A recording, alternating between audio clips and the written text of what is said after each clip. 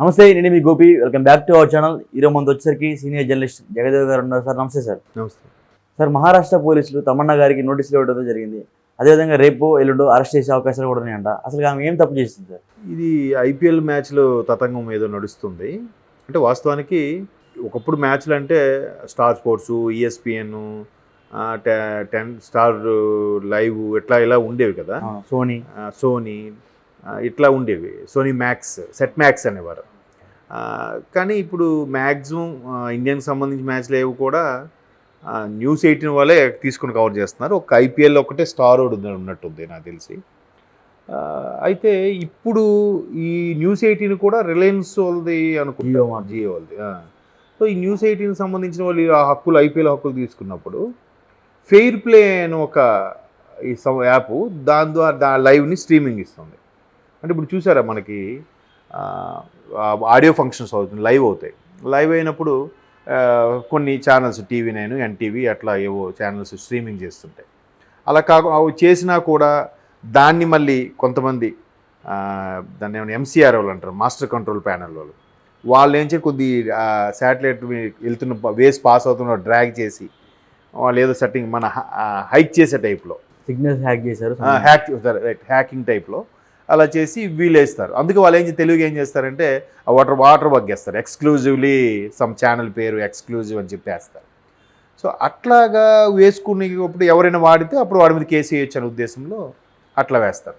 So ఇప్పుడు దీనికి only rights ఏదైతే దీనికి ఉందో అలా కాకుండా మ్యాచ్లకు కూడా స్ట్రీమింగ్ చేసేసి వీళ్ళకి వేసే ఆప్షన్లో పెట్టారు.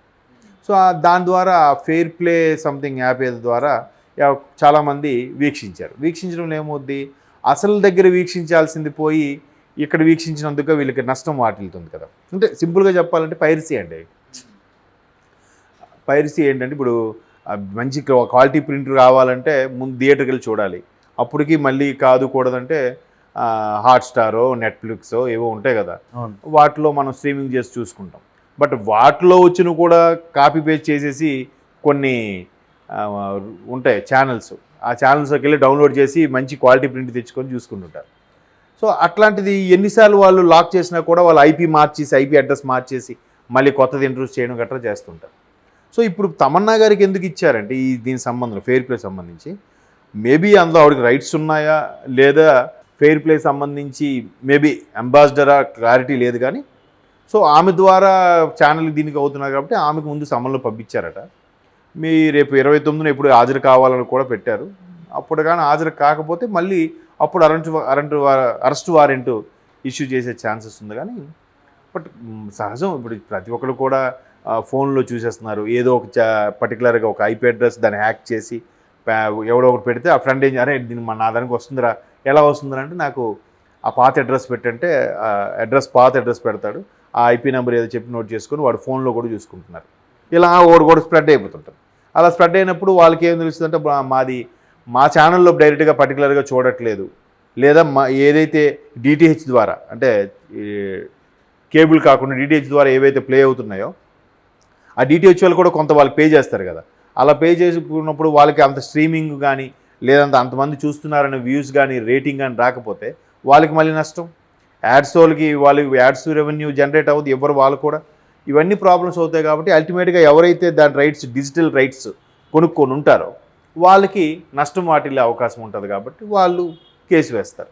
అది ఆవిడ చేశారా, ఆవిడ అలా పనిచేయడం వల్ల ఆ సంస్థకి ఆవిడ బ్రాండ్ అంబాసిడర్గా చేయడం వల్ల ఆవిడ మీద కేసు వేశారా, లేదంటే అందులో షేర్లు ఉన్నాయనేది నాకు అవగాహన లేదు. బట్ మొత్తానికి ఆ ఫెయిర్ ప్లే సంబంధించి తమన్నా గారు బ్రాండ్ అంబాసిడర్గాను యాడ్స్ సంబంధించి రావడంలో సో ఈవిడ ఎంతమందికి లింక్ అప్లై చేశారు కాబట్టి వాళ్ళందరూ దాంట్లో చూసుకున్నారు.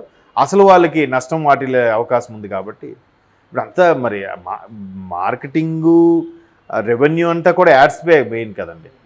తర్వాత ఏ థియేటర్లు ఏ సిటీలో అయితే ఆ సిటీకి సంబంధించిన టికెట్స్ సేల్ అయితే కొంత అక్కడ ఉండే క్రికెట్ క్లబ్కి, కొంత BCCIకి వెళ్తుంది. సో మిగతావన్నీ కూడా త్రూ ఆ టీవీలో చూస్తారు కాబట్టి టీవీ అంతా కూడా యాడ్స్ ఇన్కమే కదా, ఆ రెవెన్యూ కదా మెయిన్. సో అందుకు వీళ్ళు బాగా కొన్ని కోట్లలో నష్టం వచ్చింది అన్నట్టుగా పోలీసులకి ఫిర్యాదు చేయడం, పోలీసులు తమన్నా గారి మీద యాక్షన్ తీసుకునేలాగా రేపు 28, 29 రమ్మని అన్నట్టు గుర్తు, 29 అనుకుంటా అప్పుడు కూడా వెళ్ళకపోతే ఇంకో వాయిదా ఇది చెప్తారు, ఈసారి అరెస్ట్ వారెంట్ ఇష్యూ చేస్తారు, కానీ డైరెక్ట్గా అరెస్ట్ చేస్తారని అయితే అనుకోవట్లేదు అది. సో అందుకని ఇలాంటి అంశాలు వస్తాయి. మేబీ ఈవిడ షేర్ హోల్డర్ కూడా అయ్యి ఉండొచ్చేమో. ఇప్పుడు ఐపీఎల్ మ్యాచ్లు కొనుక్కున్నట్టుగానే ఇవాళ రేపు సెలబ్రిటీలు అందరూ కూడా ఏదో బిజినెస్ పెట్టుకుంటున్నారు, హోటల్ బిజినెస్ అని, లేదా యాప్స్ సంబంధించిందని, లేదా సాఫ్ట్వేర్ రంగంలో పెట్టుబడులు పెట్టడం, ఇలా రకరకాలుగా చేస్తున్నారు. సో అలా చేసినప్పుడు ఏంటంటే వాళ్ళకి ఏమాత్రం ఇది ఉన్నా అందులో ఫస్ట్ ఎవరున్నారు, సెలబ్రిటీ ఎవరున్నారు, వాళ్ళని ముందు పట్టుకొని లాక్ చేసేలాగా ప్లాన్ చేస్తారు. వాళ్ళని పట్టుకుంటే మిగతా తీగలాగితే డొంకంతా కలుగుతుంది కదా అనే ఉద్దేశంలో లాగుతారు. చూద్దాం మరి ఇది ఒక రకంగా సైబర్ క్రైమ్లోకి వస్తుందా, లేదంటే ఈ హ్యాకింగ్ వల్ల అలాంటి దానికి సపరేట్మైన చట్టంగా ఉంటే కనుక దాని పరిధిలోకి వస్తుందా అనేది చూడాలి. మొత్తమే తమన్నా గారు హాజరవ్వని టైంకి అవుతారో లేదో కూడా చెప్పలేం. ఎందుకంటే నా ప్రమేయం లేదని ఆవిడ అన్నా అనుకోండి, ఒకవేళ నా కింద స్థాయి ఎవడో హ్యాక్ చేసినా, ఒకవేళ ఆవిడ పార్ట్నర్ అనుకుందాం కాసేపు, కింద స్థాయి ఎవడో హ్యాక్ చేసినా కూడా నాకు తెలియదు ఆ ఎంప్లాయీ ఎందుకు చేశాడో, నేనేం చెప్పలేదు వాళ్ళకి అని అంటారు. దీనికైనా అఫీషియల్ మెయిల్ అఫీషియల్గా ఫోన్ చేసి చెప్తేనే కదా ఉంటుంది. సో అట్లా కూడా అవుతుంది. బట్ ఐపీఎల్ది ఇలాగా స్ట్రీమింగ్ చేసేయడం అనేది అందరూ టీవీల కింద కూర్చొని చూస్తారు కాబట్టి, అలా చూడని వాళ్ళు ఎవరైతే జర్నీలో ఉన్నారో మిగతా వాళ్ళందరూ కూడా హాస్టల్లో గట్రా ఉన్న వాళ్ళు ఫోన్లో చూసుకుంటుంటారు. అటువంటి వాళ్ళు ఎలాగూ చూడలేరు కాబట్టి వాళ్ళ సౌలభ్యం కోసం కల్పించారేమో వీళ్ళు కూడా, ఈ ఫెయిర్ ప్లే వాళ్ళు.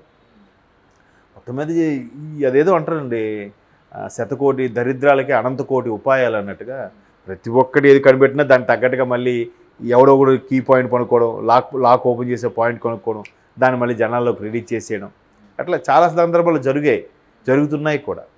చూద్దాం మరి ఇది అంశం ఎంతవరకు వెళ్తుంది అనేది మనం చెప్పలేము. Okay sir, thank you sir.